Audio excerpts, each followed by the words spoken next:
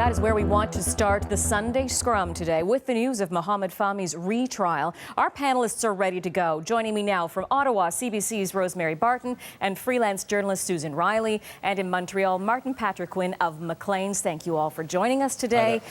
Let's talk about the fact, Rosie, kick us off on this. We know that John Baird, before he quit his post as foreign minister, was so actively involved with this file, trying to help free Fahmy, and had said in a matter of days ago, his release is imminent. And now all of this. What do you make of what's happening here? Well, I think it is exactly what Sasha was just suggesting, that things are confusing and that nothing is for sure when it comes to how things unfold in the judicial system in Egypt. I think that, this doesn't necessarily mean that he won't get out.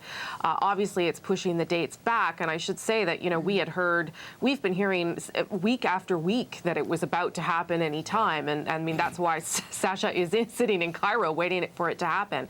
I think what is problematic right now is that we don't have a full-time foreign affairs minister who can take over this file to the extent that John Baird was doing. And that, could potentially be a bit worrying. On the other hand, I'm not sure how much Egypt was listening to John Baird to begin with, but someone who was pushing the cause certainly helps in these instances. So, I imagine the government will do what it can.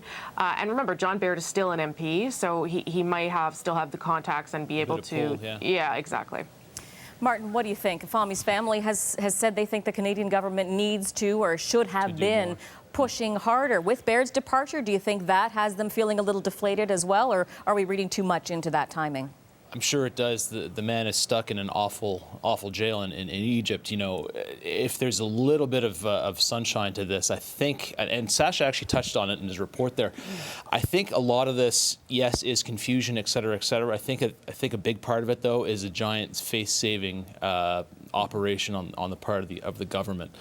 The government doesn't want to be seen to be, as Sasha touched on, to be giving, bowing into international pressure, caving in to powers from outside the borders, and that sort of, lending doesn't exactly lend credibility to the regime in power. So, and in order to do this, that the CC government is able to sort of shuck it off to the courts and say, look, the courts have decided, we're going to let the courts decide. This sort of gives some space between the judiciary and the government.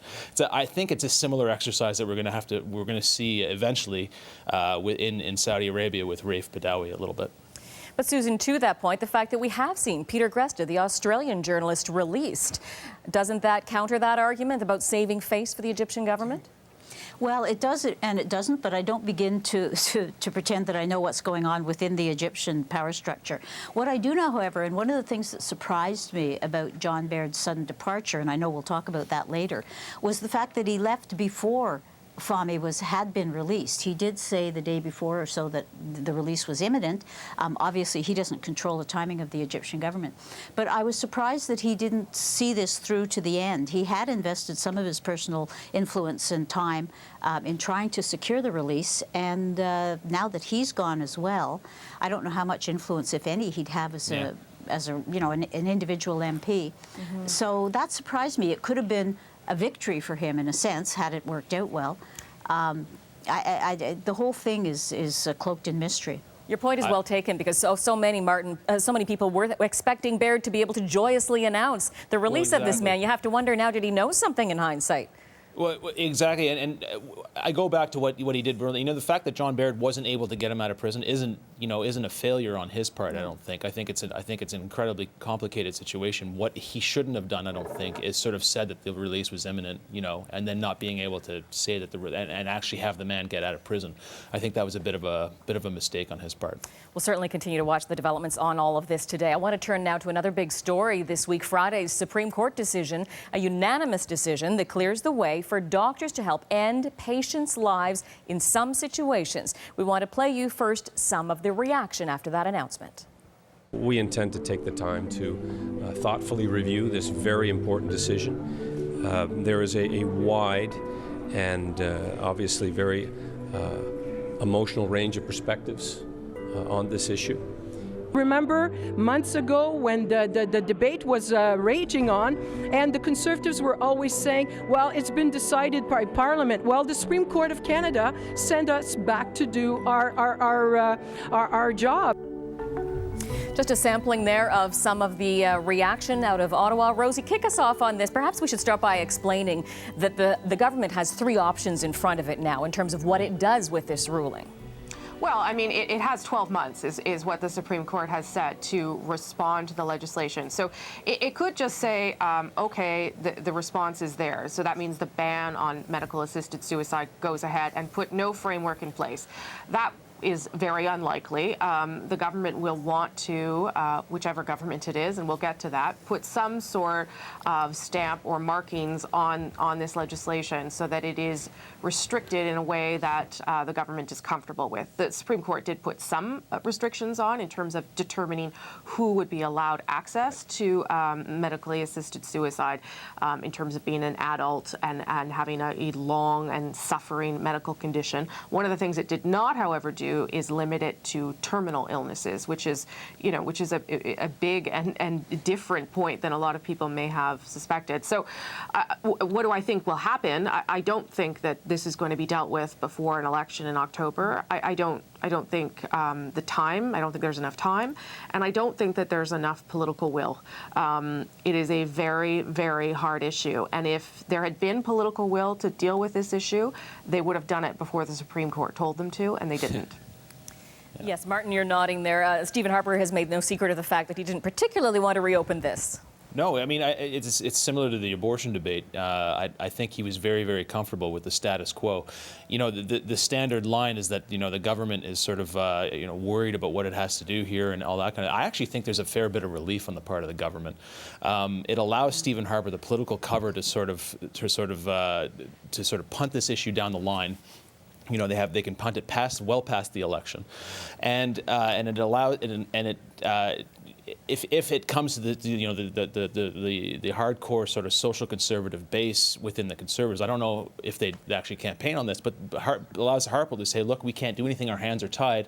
It's the judges that told us to do this, we have to do this. And then on the other hand, I don't think Stephen Harper is nearly as ideological hidebound as a lot of people like to think. And let's be honest, if he comes forward with some legislation that is well written and is well received by Parliament, this is a very, very popular issue. The right to die within Canada has a certain amount of resonance in its favor. So I think there's an element of that there. Right, the numbers do show the majority of Canadians are in favor of this, so the politicians have to bear that in mind. Susan, what do you expect the opposition parties will do with this? I think they're probably going to go along with whatever happens, but I don't think we should talk about this. I don't think we should discount the moral authority and leadership of Stephen Fletcher, a former Harper minister, quadriplegic, who for whom these issues are very real and very live. I mean, he's a very interesting person. I think life has knocked some of the ideological edges off of him. I mean, he's definitely a conservative. He has a nuanced view, particularly of this issue, because he has faced these questions himself. In a press conference this week after the announcement, he was asked, "Are you going to take advantage of the right to die legislation?" And he said, "Well, it depends on how this interview goes." Yeah. I mean, he's very. I think his presence in the House every day, his physical struggles, his dignity, has influenced all the MPs around him. And as a matter of fact, I suspect he's probably changed some minds on the Conservative backbench on this issue. But I would point out, this is not an easy topic for any of the parties. None of the parties would have, not all the MPs and each party would would have the same position. I actually think it's even more complicated than abortion because it is something that everyone in their life will encounter at some point. And I think that makes it particularly difficult for all political parties. And I think Stephen Harper would be wise to just put it off.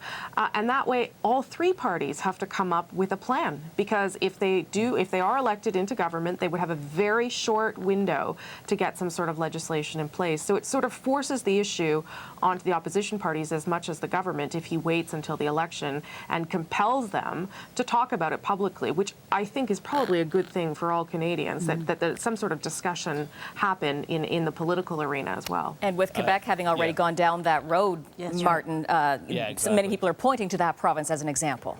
Exactly, and it did pave the way, certain ideologically. If you look at the vote on it in Quebec, it certainly wasn't unanimous. Certainly within the Liberal caucus, it wasn't unanimous. The interesting thing to me, what I see in this is Rosie's point is very well taken. I don't think this is going to be a ballot box question at all come October, because I don't think it's in the interest of any of the parties to do so, and I think that's a healthy thing. I don't think this is an issue that should be dealt with sort of in the crucible of an election campaign.